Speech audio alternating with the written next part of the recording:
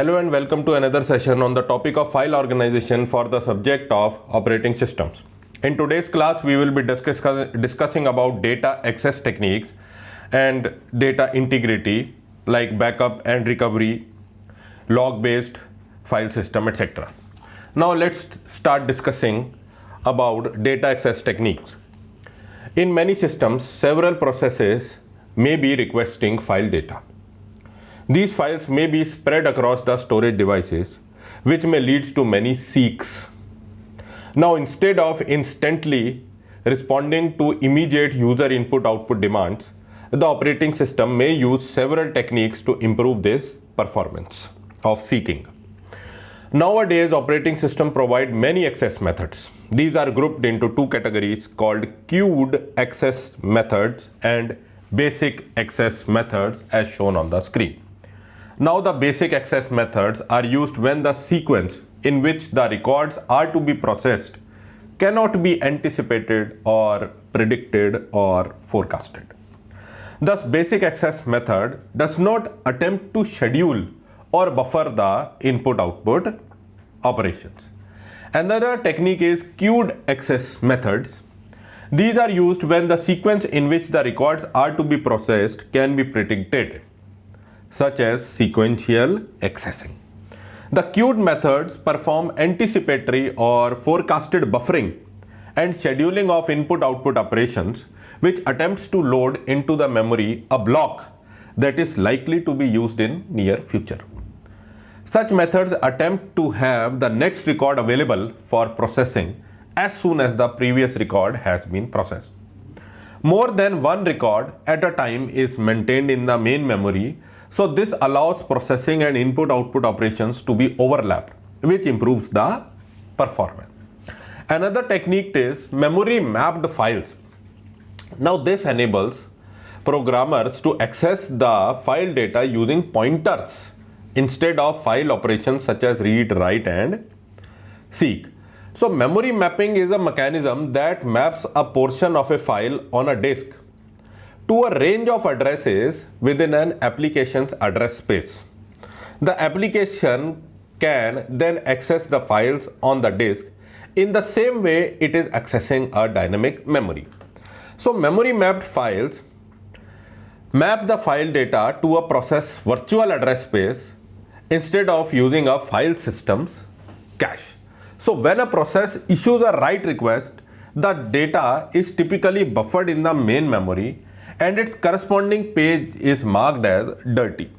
So when memory mapped file modified page is replaced, this page is written to its corresponding file on the secondary storage, and when the file is closed, the system flushes all the dirty pages to the secondary storage. Now this means now we are copying it to the secondary storage. So to reduce the risk of data loss due to system failure, the dirty memory mapped pages are flushed typically to secondary storage periodically.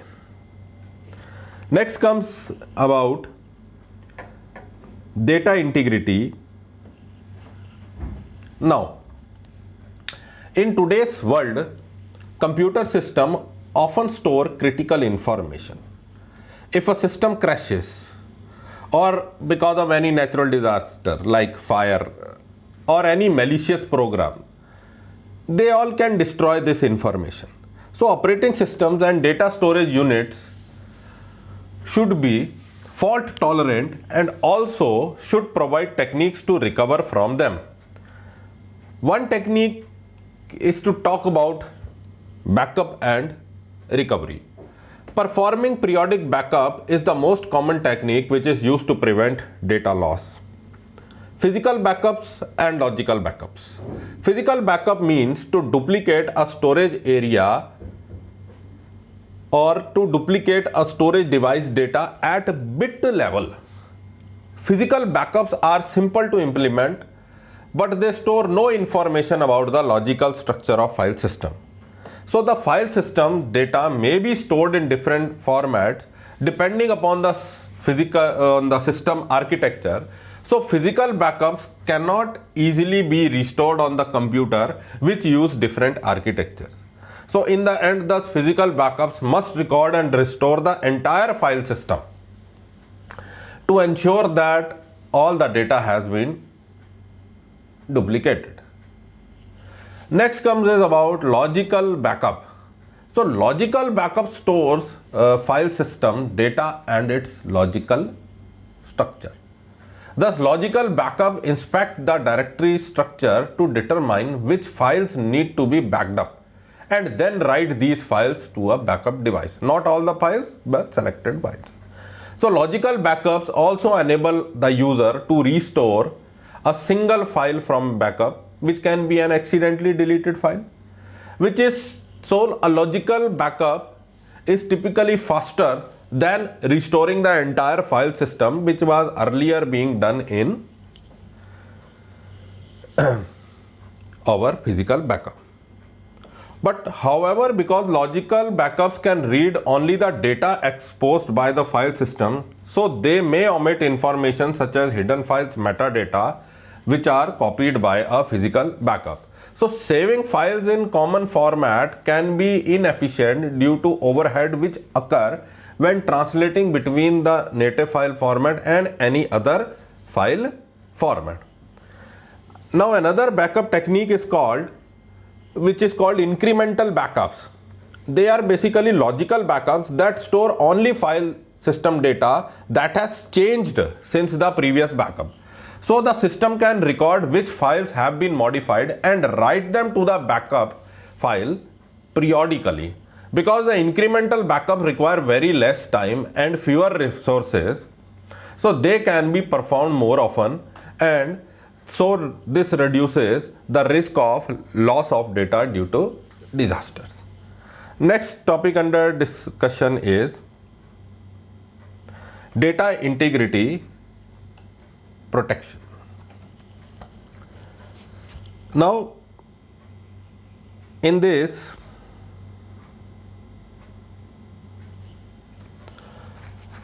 we will discuss about the techniques which address the possibility of any significant activity which occurs between the time of the last backup and the time at which the failure occurs.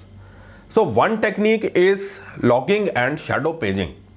Now for example, in an electronic transfer of funds may require a banking system to withdraw money from one account and deposit in another. Now what happens if the system fails between the withdrawing and depositing the fund?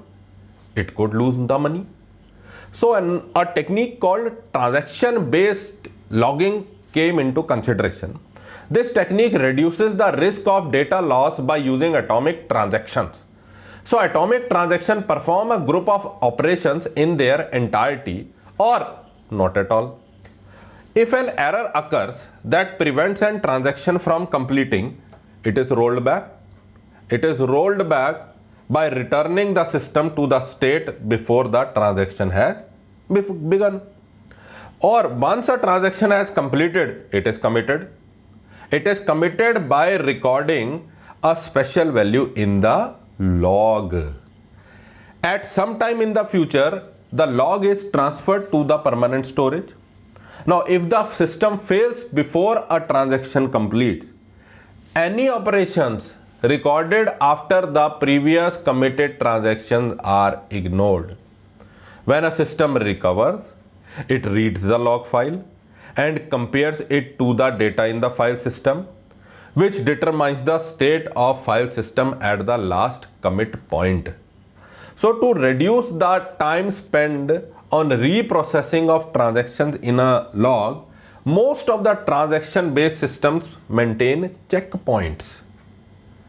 So checkpoints basically tell or is the point to the last transaction that has been transferred to the permanent storage. Now if the system crashes, it only needs to examine the transactions after a checkpoint. Another topic of discussion is shadow paging. Shadow paging implements atomic transactions by writing modified data to a free block instead of the original block. Once the transaction commits, the file system updates its metadata to point towards the new block and releases the old block or the shadow block, and that old block or the shadow block is released as a free space. Now, if the transaction fails, the file system rollbacks the transaction by releasing the new block as a free space. Next comes is log structure file system or LFS. Now, the requirement of LFS is explained with an example. Now, this example discuss about moving a file from one directory to another. So, this requires the file system to delete the file's original directory entry and create an entry in its new directory. Now, in case of system failure, let's take an example of power failure. So, now if any system failure which occurs between deleting the original and creating the new one can result in loss of data. So, to address this limitation, LFS performs file system operations as logged transactions, LOGGED, logged transactions. So, in a LFS, the entire disk serves as a log file to record the transaction. New data is written sequentially to the log file's free space, which is later shared with the file system. Now, let's see a diagram.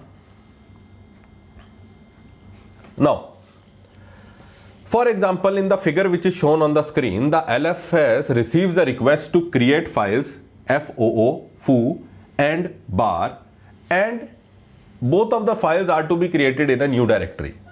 So, the file system performs the requested operation first by writing foo's data into the log, then by writing foo's metadata. So, metadata which basically enables the file system to locate where the foo's data is. Similarly, the LFS writes bar's data and corresponding files metadata. And finally, after writing these two files, the file system writes the new directory entry into the log. Now, because the modified directories and metadata are always written at the end of the log, the LFS might need to read the entire log to locate a particular file. This may lead to a bit of poor read performance.